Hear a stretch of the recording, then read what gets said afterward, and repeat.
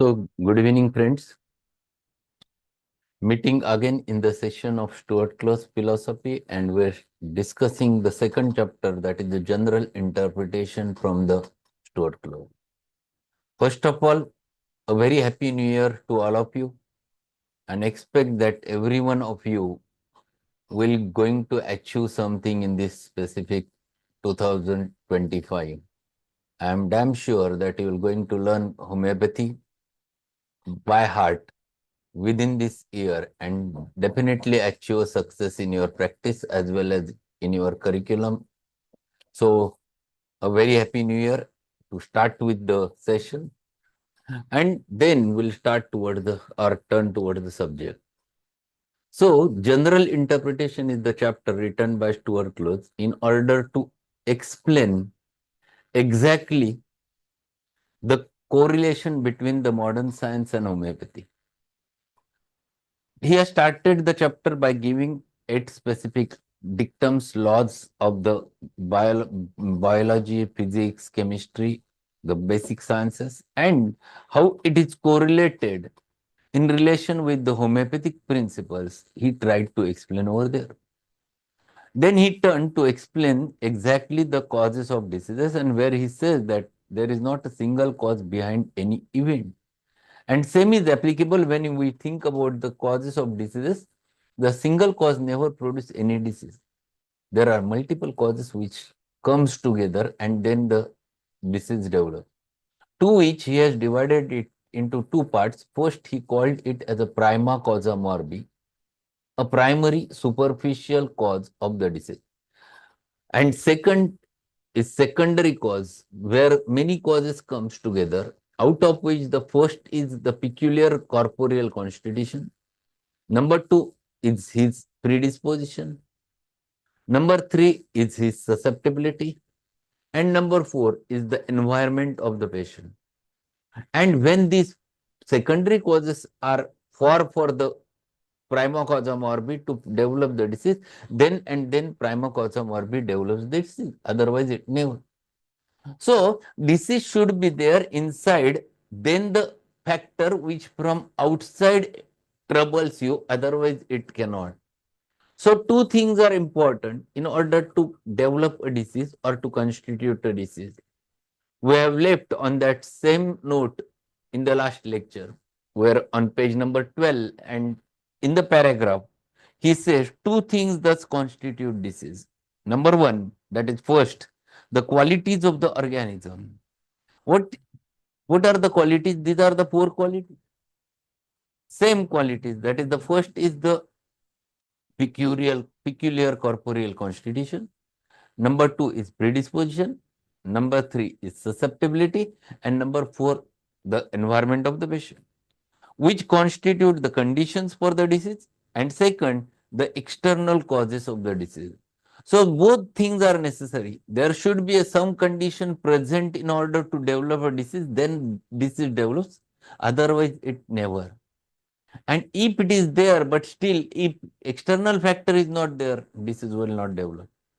So both of them are necessary to develop a new disease. Forms of disease also obey a fixed law of constancy. Entire groups of disease, chronic and acute, and externally, the most various arise from the same morbid cause and form a unit in their succession. Although one form occurs in childhood, another in youth, still another in advanced years. Syphilis and tuberculosis are the striking examples.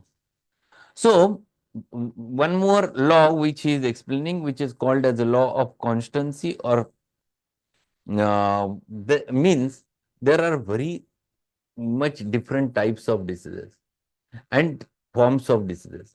Certain forms appear specifically in childhood, such as the communicable diseases, most commonly the measles, mumps, chickenpox. They are the commonly happens to be there in children. There are certain disorders which happens in the youth, specifically the syphilis, which happens to be there more commonly in the youth. Tuberculosis or osteoarthritis, degenerative disorders, which happens to be there in the advanced ages. So these are the things which are, this is called as a law of constancy. This generally happens, it follows the specific ages and generally it happens like that. Very occasionally, the rare cases, the forms gets changed. So there are some childhood disorder, there are some adolescent disorders, there are some senile disorders like that. Instead of seeking the cause and character of the presenting form of disease only, in that which is immediate and near at the hand, we should seek the more remote causes which have manifested themselves in the sequence of disorders and diseases which have preceded the present form. Upon the adoption of this principle depends the power of prevision and progress, as well as efficient prophylaxis and therapy. So, we never look towards just superficial causes of the disease when we deal with the disease. So, if a patient comes to you with a very specific disorder and you ask what has happened and you find it out what are the common immediate causes of the diseases. Those immediate causes of the disease are the called to be a proximate cause of the disease. But they are not only the causes. There are necessary conditions which are required and those happens to be there since long time. So those conditions which are there since long time, that is what is called as remote causes of the disease, which you have to look for. Those are nothing but the secondary causes of the diseases. And when you think about all those things, then you can manage that case properly. Otherwise, you will treat that only with a palliative measure. And this is not the homeopathy. When you look towards the disorder, specifically when you deal with the chronic diseases, you have to look for all those remote causes. You have to look for what is the predisposition or miasm. You have to look for how is the susceptibility. You have to take into consideration even the environment of the patient. All those things are very much necessary in order to find it out exact remedy. At the same time, you have to apply properly prophylaxis as well as therapeutic. All functioning of the living organism depends upon constant reciprocal action between the different constituents of the body within itself and of the organism as a whole with its environment, the external world and its constituents. So one more thing which he is explaining, there is a constant reciprocal action going on between the environment and the human being. The internal human being as well as the external human being in relation with the environment. Right from the birth, it starts. Whenever the infant comes out of that womb from the secured position into the insecured environment, the first reaction comes in the form of a cry. Because that is a reciprocal reaction to a new environment, new action of many things. It was not a common theme for that infant, and that's why the first reaction develops over there. And it happens to be there throughout his life. There are many factors acting on you. Even though you are listening to a lecture, there are many factors which are happening on you or they are working on you and you are reacting according to it. And this continuous action and reaction is going on till the adaptation process is going on. You are in state of health. If the adaptation process gets disturbed because either the action is too strong, either there might be anything higher susceptibility, either there is a condition responsible to that in the form of some predisposition or miasm. If such types of things are present, then you definitely have a diseased reaction. The ease disappears and disease comes out. According to the law of causation and vis inertia, every part of the whole is at the same time active and passive, and in the state of approximate equilibrium of the motion or rest. This is Disease, strictly speaking, is neither an action nor a reaction, but only a new or changed state of the organism caused by interaction of the external cause with the internal constituents of the organism, resulting in a new form of the whole of reciprocal action in which cause and effects are ever conjoined. So he is explaining what is how the disease develops. Disease develops because of certain things. First important thing which happens to be there is that there is always an action and reaction goes on. Continuously action is there on you and reaction is going on in the similar manner. And because of which you are in the state of health. Till you are in the state of health, till everything is in harmony, till the secondary causes are not present, you react and adapt and you don't develop any disorder. But when the things are wrong, when the things get changed, the action happens to be there and reaction is diseased. It is disordered.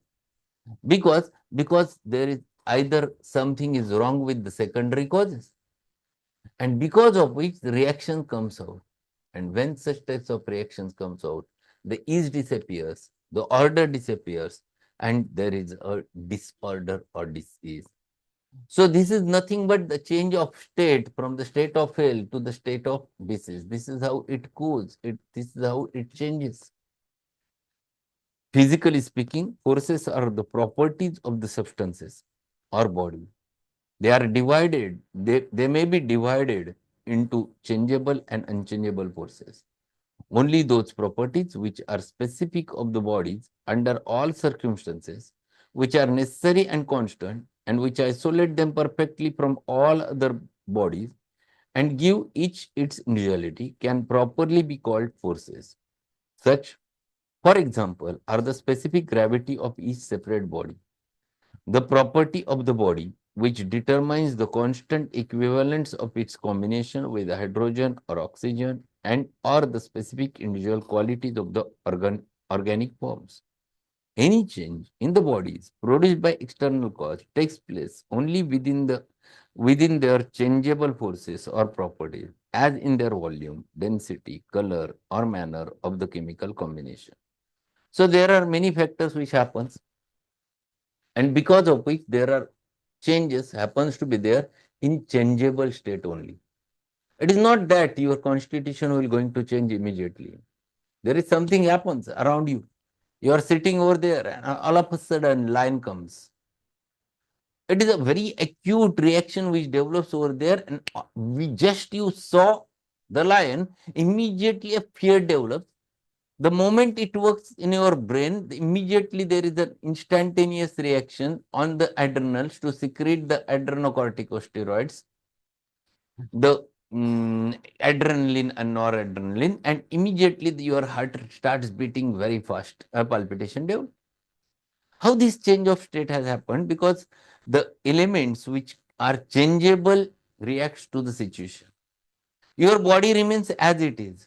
The constitution will not going to change. But things which are changeable reacts to the situation in such a manner. It depends upon situation, it depends upon the cause, it depends upon you, how do you adapt the situation, and accordingly the reaction develops. And this reaction, this increase in heart rate is for either of two purposes. One purpose is to run away. For that purpose, you will require energy, and because of which the heart rate is increased, or either to fight with the situation, again an energy required. So these are two things which are necessary in order to develop or in order to come out of that situation. So your internal body changes happens according to the cause and according to the severity of the cause, at the same time how you adapt to the situation. And all those things constitutes the health as well as disease. Physically, any change in the body is produced by the external cause takes place only within their changeable forces and properties, as in their volume, density, color, manner of chemical combination. The basic or unchangeable forces of matter, which are the properties of its masses, are divided into forces of repulsion or attraction. Both may operate at a distance or by contact. Since every action in nature is a reciprocal action between bodies, such a basic force does not belong to its body. Such a basic force does not belong to the body alone, but belongs to it in the ratio of relations with the other body. Hence, we find that the like repels and unlike attracts each other. Thus, Every whole consists under the conditions of combinations of its parts. The combinations of parts creates the dependence of the one parts upon each other and upon the specific forms of the whole, and the whole exists in reciprocal relation with other forms in the external world. See, here he explains the science behind this. There are two types of reactions or two types of laws which works inside you. The law of attraction as well as law of repulsion. With the unlike things, there is always an attraction. So inside your body, certain changes happens that sodium gets attracted by the chlorine or sodium attracts the chlorine because one is positive charged, another is negatively charged. There is a force of attraction. The balance is maintained with them. But it is not like that sodium attracts the potassium. No, not at all directly because both of them charged in the positive manner.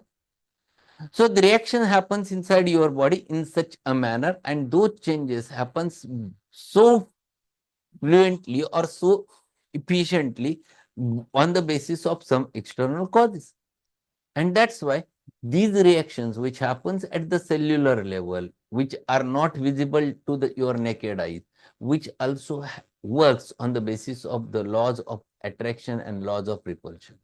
In the similar manner, whatever happens in this world, your body reacts. Either there is either the thing you like it or either you repel it. If the things are according to your will, you attract that thing. If it is against your will, it is a repulsion. So these forces always acts on you. Hence, the organic world, there are no simple bodies, but only the simple primary substance, the incorporeal life substance itself, of which the combination of chemical elements, all living organized bodies are formed. Even living cells are not simple, since physically they are composed of chemical elements, the fundamental forces of which differs according to their form and composition and their reciprocal relation with the life force of the organism. So things which happens from outside, the reactions are not constant. They are not same.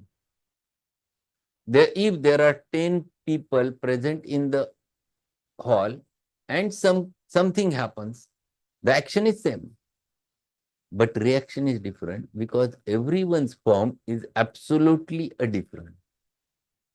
Everyone's form will going to react in a different manner because everyone's contents which are changeable as well as non-changeable, they will going to work in this manner. They will going to work in such a manner that their reactions are dependent upon that.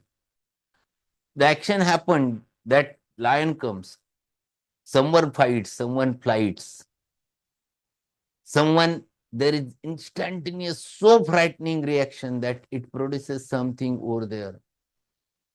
Someone might get a attack over there. Anything. Everyone's reaction to the same situation is different because everyone's changeable form is different. The constituents inside the body, which are not so fixed, not so rigid, that there will be a fixed reaction. The reaction always depends upon the changeable forms. And that's why every human being whose reaction depends upon its changeable constituent. And that's why every human being is different than the other. And to conclude that, in that specific part, he says, within the cells, among their constituent chemical elements, exist the basic forces of attraction or repulsion, acting reciprocally with the inherent life force of the organism derived from the incorporeal life substance itself. So there is a life principle which is present, because of which the life energy generates, the life force generates. This life principle either shows the reaction of attraction or reaction of repulsion to the situation. From outside, there are many types of or varieties of action developed. If they are according to the will of your life principle, then definitely you like it. There is force of attraction. But if they are not with the same manner, you will going to react. You will going to react in a different manner to the situation because they are not according to the will. So both works continuously in your body. If the things are inimical to your mind, they are inimical to your life principle, they always troubles you. But not immediately you're going to get disease. You're going to adapt that situation. And many times your vital force tries to maintain that balance and you are not getting ill or you're not getting diseased immediately. But when things goes beyond the limit, at that time, this adaptation process never happens. And vital force itself suffers, your life principle itself suffers to such a level that it doesn't have capacity to come out of that situation. And then there is a development of a disease. So whole story revolves around the how the disease develops inside the human being, the scientific reasoning behind the development of disease he has tried to explain over there. So primary cause of the disease, the secondary causes of the disease, then what are the causes which are proximate, immediate, and what are the causes which are remote. All those factors which he has taken into consideration and why there is a disease reaction. What is the scientific reason behind the disease reaction? He tried to explain in those paragraphs. I think it's better to stop over there so that we'll start directly with the next paragraph in this next session. No, we'll finish one more paragraph and then we'll continue. Physical science has come to regard as all matter as a condensation of the universal, intangible, interatomic ether, which is thus acknowledged by fundamental substance. But physical science cannot account for life and mind or intelligence without acknowledging that life and mind are also substantial entities, having their existence in being and existence of one infamable, ineffable, omnipotent, omniscient, and omnipresent supreme being. So now he is turning to explain the concepts of material being as well as immaterial being. Physical science accepts only the material things. Physical science, physics, leads with or deals with the physical material constituents of the human body. They cannot go beyond that. They cannot consider mind. They cannot consider the vital principle. They cannot consider the soul. They cannot consider the vital energy. Because the invisible things never comes under their thoughts. And if they are not able to answer, then they have to believe and then they label not by the name, the word dynamic, but they used to use the word metaphysical. That is beyond the physics, beyond the material entity. Whenever you think about human being, you have to consider the twofold existence of human being, the material as well as immaterial. When you deal with homeopathy, you have to deal with the substantial entity of the human being, where material body is present. At the same time, the vital principle, the soul, the mind, the logic, the emotions, all those immaterial things are also present that you have to take into consideration, and then you can consider human being as a whole. And this is a very specific holistic approach looking towards the life of the human being. So life is one important entity which you cannot deny. If you deny, you cannot explain a number of things because you cannot explain how this heart works. Where is that battery which is getting charged again and again and it persists right from the birth till the death? No one is able to understand, and then you have to take in the help of something, some power in this universe, to which either you label by the God, Supreme Being, which is omnipotent. Omnipotent means it has its capacity to develop an energy internally, potential energy. So these are the things which you have to believe because they are invisible. And here comes the complete concept of understanding the human being. So he is trying to explain holistic concept of understanding the homeopathy, holistic concept of understanding the human being, and then he will going to explain correlation between the science and art, and it is a wonderful part which you have to learn in next lecture, the correlation between art and science. It's a big entity which we have to learn. If there are students who are attending this session, there is 20 marks question on this topic. What is the correlation of science and art? Explain according to the Stuart Close. 20 marks question is there. And that you have to learn and understand. He has beautifully explained that. That we're going to learn in tomorrow's session. Today, we're going to meet again with one more short remedy from Matramedica. I don't know exactly which remedy I will going to take today, but I will let you know later. But we'll meet definitely at 8:15 with a short remedy of 4th year syllabus. So thank you and good evening. And again, a very happy new year to all of you. Thank you, sir. Have a good evening.